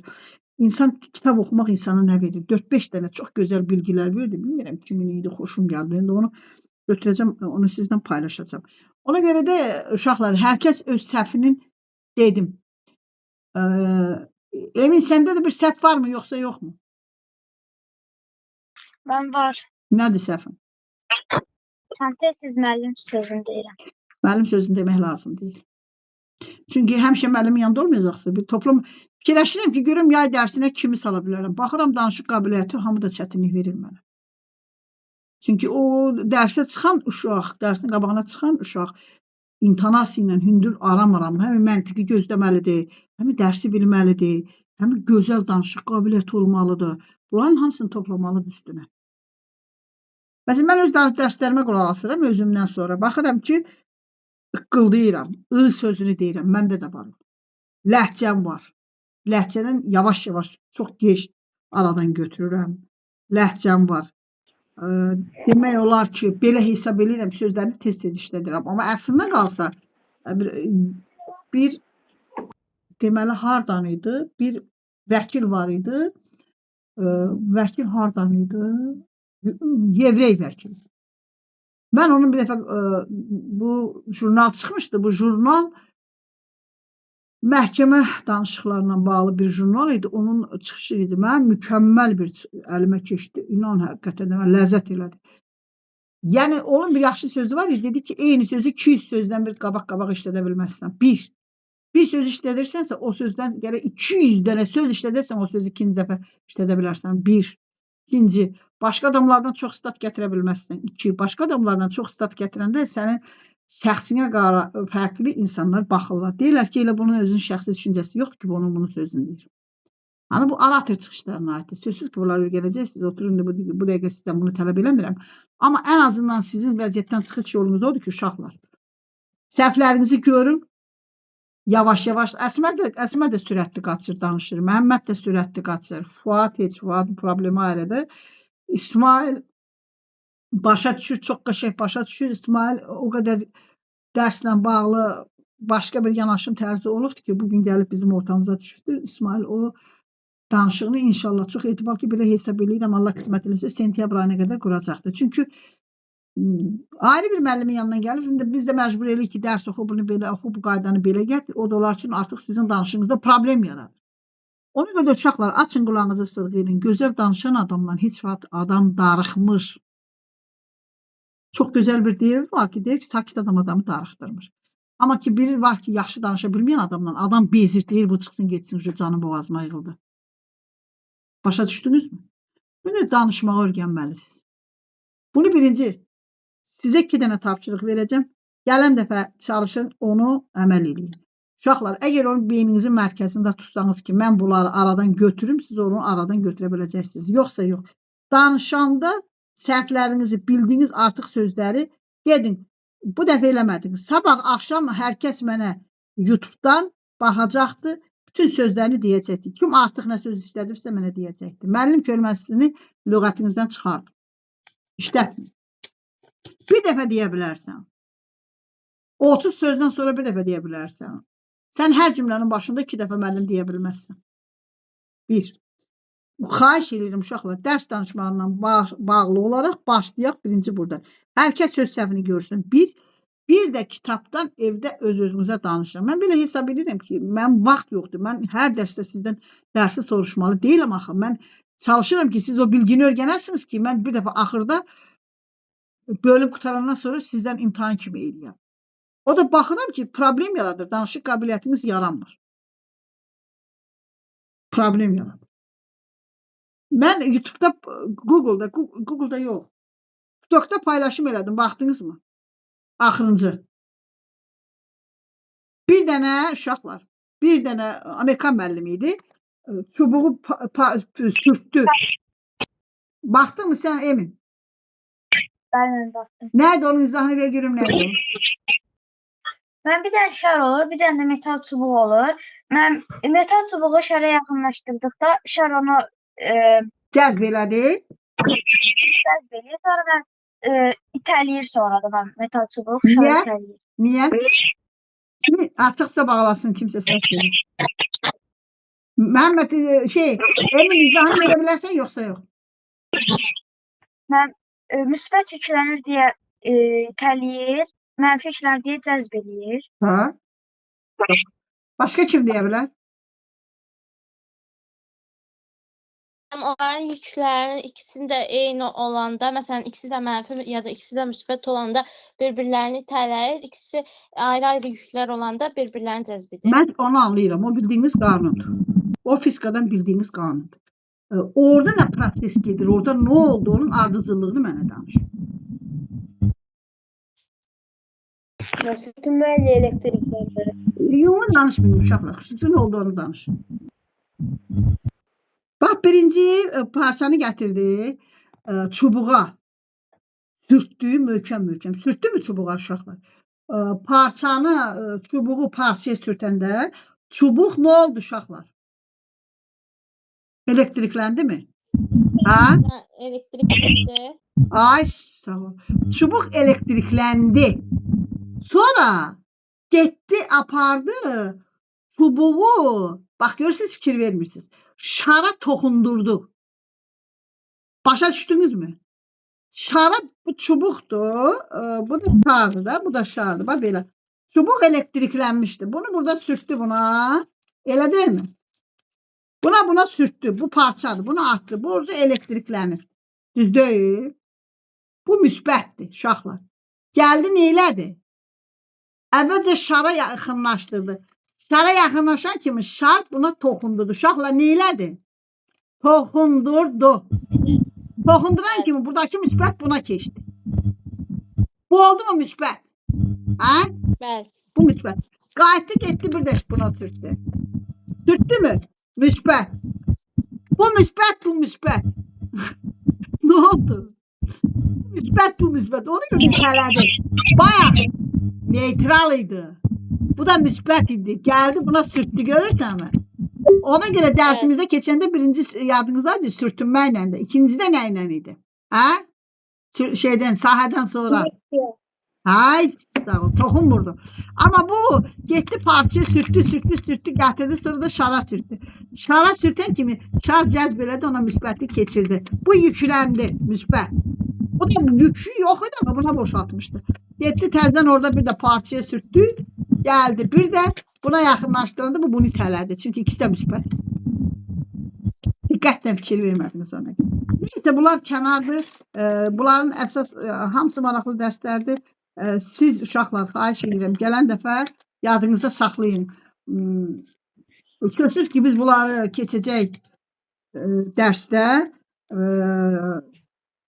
Misirdə, Mesopotamiyada, Romada, Yunanistan'da bu dərslərin hamısını keçəcək. Digər onu da geniş formada vermir, amma sənət tarixini mən niyə görə sizə danışıram? Bu gedişatın qarşısındakı dövrləri daha gözəldir.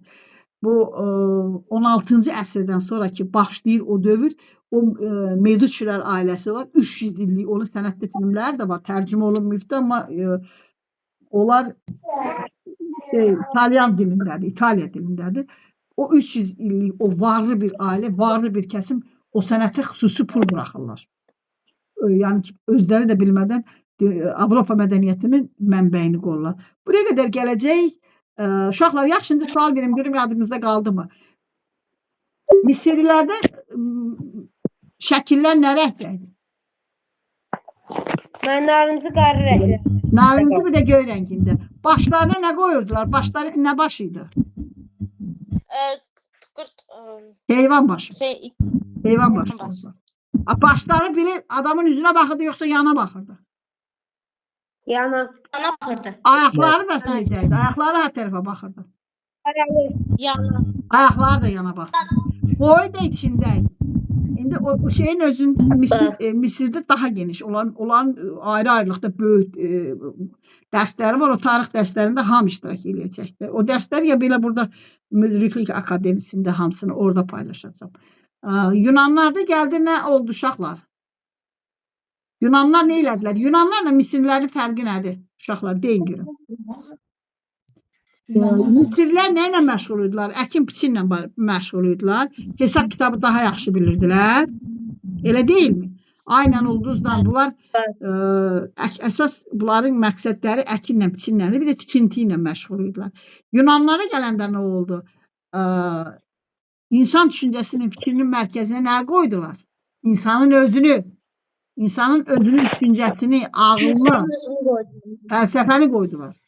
Ona görə hesabı qoydular. Ona görə də Yunanlar onlardan daha fərqli bir mədəniyyət səpkiləməyə başladılar. Və Romalılar da ondan götürdü. Avropa Romalılar daşıyıbdı, İtalyanlar daşıyıbdı Yunanistanların mədəniyyətini. Onlar daha gözəl, daha başqa bir quruluşu görəcəkdir. Bəli, uşaqlar gec oldu mu? 1 saat yarım elədi. Kimsə nəsə deyə bilər?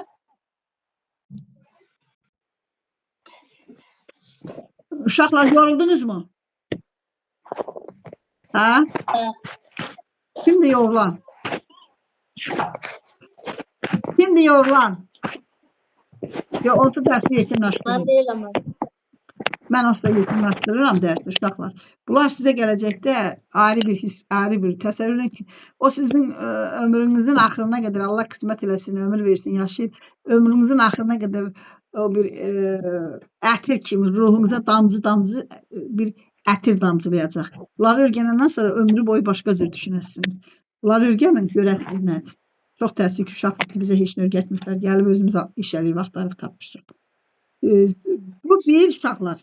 Onsuz da təkrar gedəcək. Sizə bir də bir tövsiyəm var. Dərs oxuyanda darıxlanmayın. Təzə dərsə girəndə elə hesab edin ki, təzə dərslə tanış olursunuz. Bax, baxın İsmaila da demişəm. Darıxlanmayın. Birinci dərs tanışlıq üçündür. İkinci, üçüncü dərs müəllim onu başa salır. Dördüncü, beşinci dərsdə sən tanış olur, sonra oxuyursan. Ona görə bir dərsi oxumamışdan qabaq başlayanda proqramı bilin. Təzə mövzulara girəndə döyüşməyin ki, sakit tərzdə onu başa düşməyə çalışın, tanış olmağa çalışın dərsləri. Dərsi belə öyrənin. Sizdən xahişim odur, dərs oxuyanda bunlara əməl eləyin. sizə dərsin oxuma qaydasını. Tanış olmağa çalışın. Cümləni deyəndə tələsməyin. Tam öyrənib axıra qədər deməyə çalışın. Elə hesab eləməyin ki, başa düşən kimi deyə biləcəksiniz. Yox. Siz onu deyə bilməyəcəksiniz. Ona görə fikriniz o cümlədə olsun. Axıra qədər o cümləni öyrənin. Bir də danışıq qabiliyyətiniz olsun. Müəllim kəlməsi, şey kəlməsini, kəlməsini ağzınızdan ləğv eləyin, danışığınızdan çıxardın. Onu beyninizdən, leksikonunuzdan silin o sözləri. Aram, yavaş-yavaş danışın. Kitaba baxa-baxa, kitabın özündəki kimi danışın. Çünki söz ehtiyatınız yoxdur, sonra danışarsınız. Başqa, kiminsə nəsə fikri var? Sualınız yoxdur? Hə? O yaxşı şey deyil. Sualınızın olmamağı yaxşı əlamət deyil. Uşaqlar, tamam, gedə bilərsiniz. Bu gün də 6-cılar dərsə girməmişdilər. 7 ilə 8 dərsdəydi. Amma 6-lar dərsə girməmişdilər, bilmədim niyə. Hə? Tahir, dərsiniz var idi, gəlməmişdiniz. Hə? Vallahi, mən belə istirahət eləyəcəm, amma bizdən nəzər çəkirəm ki, uşağa bir bilgi öyrədə bilmirəm. Başa düşürsün, onun sıxıntısını yaşayıram. Çünki istəyirəm ki, aprel ayının əvvəlindən gələndə bir rahat nəfəs alaq, mən sizə dərsi azlasın yanada deyim. Hə? Saat 10-da girəcəyik. Sabah bizim nə dərsimiz var? Saat müdürlüyü. Bizim internetimiz yox idi. Valla bilmirəm, var, yox, heç bir fikrim yoxdur. Amma insanları gəldikcə yavaş-yavaş tanıyıram. Kim doğru danışır, kim yalan danışır. Bir şəxsiyyət olaraq həmişə özünüzü başqalarının gözündə dəyərləndirin. Şərt başqalarının gözü də deyil. Özünüz də öz şəxsiyyət olmağın xoşbəxtliyini, duygusunu, hissini yaşayın. Yaxşı şeydir. Yaxşı əlamətdir. Sabaha bizim kimə nə dərsimiz var uşaqlar? Hə? Saat 4-də 6-cılara var, müəllim. Altın sabah mən qonaq çağırıblar. Tələbə yoldaşlarım qonaq çağırıblar. Allah canlarını sağ eləsin. Bilmirəm, sürpriz edirlər. Harada çağırıblar, bilmirəm. Sinif yoldaşlarım çağırıblar. Bana sonra yaşamış sınıflarına ders çekersiniz. Bəli, Kitaba gittiğiniz sınıflarına ders çekersiniz. mən istəyirəm Teymurləngi qutaraq, ondan sonraki o bir dərsdə qutaraq, tarixi başlayaq. Bircə dəqiqə. Uşaqlar, bilirsiniz, mən sizin vaxtınızı öldürmək istəmirəm. İstəyirəm, bu vaxtı qazanaq. Özü də inanın ki, həqiqətən də keçdiyiniz bu dərslər ki var, and olsun Allahın bilinə, hamısı həyatda sizin üçün gələcəkdə öz yerini pitdə və pitdə qoyacaq. Onu o qədər türklər demiş, mutluluğunu yaşayasınız ki, mən bu bilgiləri yaxşı ki, vaxtında öyrənmişəm. Bəlli bir kollektivə düşəsiniz, bəlli bir ortama düşəsiniz. Artıq sizin orada formalaşmış bir fikriniz olacaq. Sizi başqalarının gözündə şəxsiyyət kimi dəyərə mindirəcək. Həm özünüz də o duyğu yaşayasınız, o gözəlliyi yaşayasınız. Və sizin artıq düşüncə və yolunuz, beyniniz bəlli olacaq ki, hansı tərəfə gedəsiniz. Çünki bugün nəyi öyrənirsinizsə, gələcəkdə o sizə yol verir, istiqamət verir, başlanğıc verir. O baxın. Biz Teymur dövlətini keçdik, Teymur dövlətini. Teymur dövlətindən sonra xaçlı yürüyüşü başlayır. Mənə elə gəlir ki, bu xaçlı yürüyüşünə girməyək. Hə, uşaqlar. Avropaya girməyək. Hə? Yeddilər.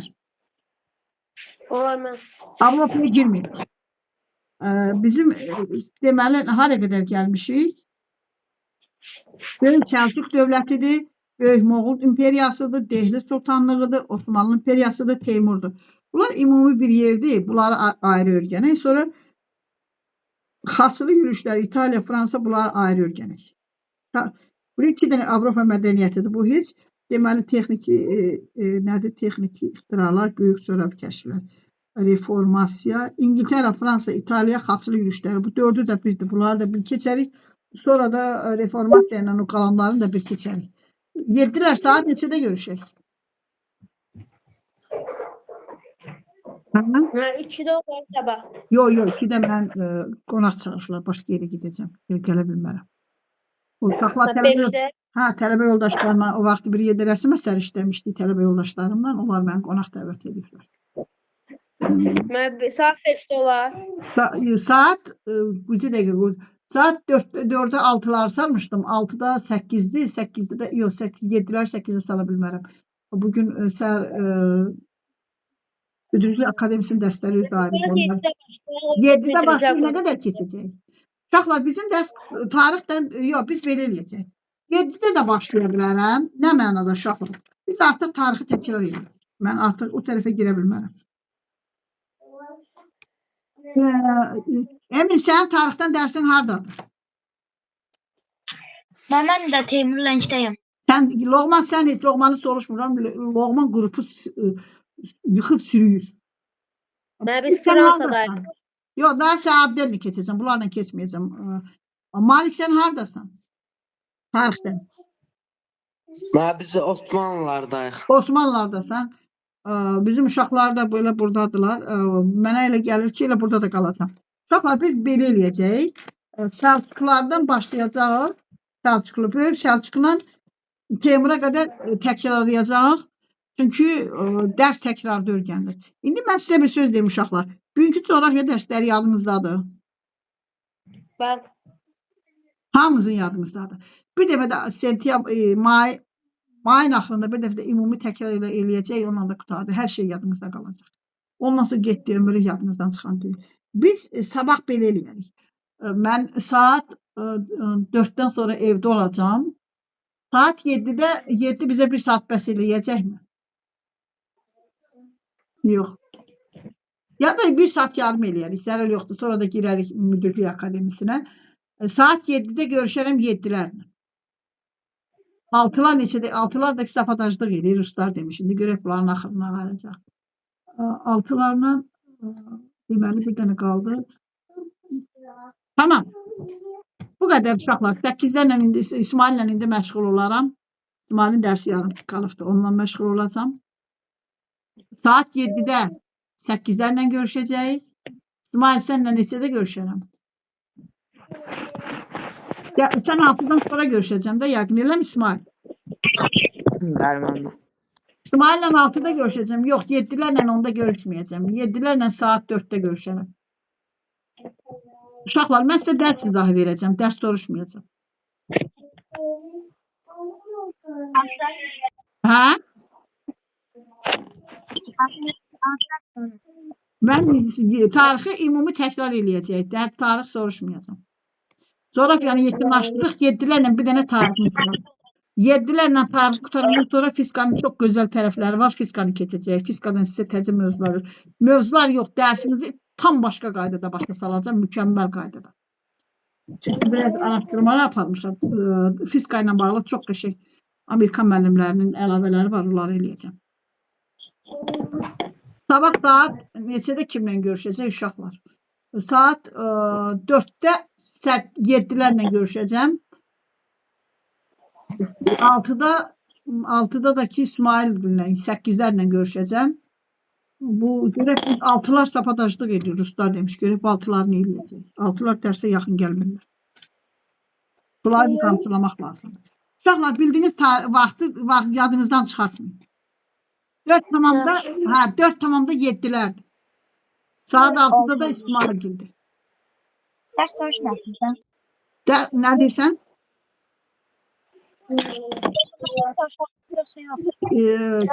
Kimsə nəsə dedi. Emin, nə dedin sən? Mən deyirəm ki, Teymurdan soruşasınız sabah. Yox, niyə danışım? Danışdıq, qutardıq, siz danışasınız. Teymurdan, bankdan danışılası nə var ki? Hardan gəldi? Türkistandaydı, hərbidə iştirak edib, hərbidən sonra Şeyinlə, Baxtımla evləndi. Ondan sonra da getdilər, harı işğal eləyə bilmədilər, uduzdular, gəldi. Ondan sonra çəkişmə oldu. Əmir Hüseyni taxtdan saldı. 1370-ci ildə özü hakimiyyətə gəldi. Əmir adını aldı. Sonra da başladı yavaş-yavaş əraziləri işğal eləmək. Ərazilər də bilirsən, Orta Asiyadır, 3 dənə Qafqaz xalqlarıdır. Ondan sonra, onlardan sonra hara getdi? Onlardan sonra gəldi, hə? Qızıl Orduya. Qızıl Orduya getdi, Qızıl Ordudan sonra hara getdi? Hindistan'a getdi, Hindistan'dan da fili götürdü, gəldi, Türkiye'ye getdi. Çin'e gidəndə də öldü. Ondan sonra da gəldi, Quruşdan danışdı, Quruşda da 4-5 dənə əlavət var. Ona görə də uşaqlar, yenə də deyirəm, o xarakterinizi sizə vərdiş elətdirə bilmirəm. 1, 2, 3, 4, 5 yazmırsınız. O da sizin kələyinizi kəsir. Deyirəm yazın, yazmırsınız. Yazsanız siz o dərsə yarım saat sərf edirsiniz. 1 saat, 2 saat sərf edib dərssiz qalmasın. Ondan sonra da gəldi ölkə daxili islahatlardan danışırsınız. Geniş, gözəl mədrəsələr tikdi, nə bilim, binalar tikdi, mədəniyyət adamlarını Səmərqəndə daşıdı, gətirdi, ruhanilərdən istifadə elədi, bəzi islahatlar yaratdı, onların haqqında danışırsınız. Dövləti saxlamaq üçün bayaq dedik, Əmir Teymur qanunları yaratdı. Ondan sonra nə var? Ondan sonra da onun dövlətində özü öləndən sonra kimlər nə qədər müddət yaşadı? Balaca bir tarix. Bu qədər uşaqlar yadınızda saxlaya bilərsiniz. Biz ondan bunları təkrar eləyək. Bunları təkrar eləyək. Ondan sonra yavaş-yavaş başlayacaq. Bir dənə Loğmanın dərslərini hansı da öz dərsinin özündən aparalım. Bu qədər uşaqlar. Çıxın da artıq. Sağ ol müəllimə. Sabah saat tamamda 7'lər hazır olun. Sağ ol müəllimə. Sağ olun. İsmail sen qala bilərsən. İsmail də hamıdan qabaq mı çıxdı? İsmail hamıdan qabaq çıxdı. Sağ olun Sağ müəllimə. olun uşaqlar, sağ olun.